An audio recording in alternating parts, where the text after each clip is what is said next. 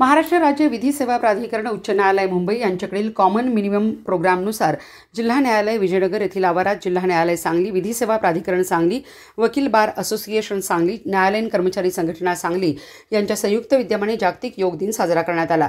यावेळी सहाय्यक सरकारी वकील VM देशपांडे यांनी योग दिनाचे महत्त्व उपस्थितांना सांगितले। मानसिक आणि शारीरिक स्वास्थ्य चांगले ठेवण्याकरिता रोज 1 तास योगा व्यायाम केला पाहिजे असे आवाहन त्यांनी यावेळी उपस्थितांना केले। तसेच योग शिक्षिका डॉक्टर श्रीमती स्मिता अनगळ, योग निसर्गोपचार व ॲक्युप्रेशर तज्ज्ञ आणि योग शिक्षिका श्रीमती रेवती शिंदे यांनी योगासनाचे विविध प्रात्यक्षिके उपस्थितांना करून दाखवली। सर्वांनी याचा लाभ घेतला।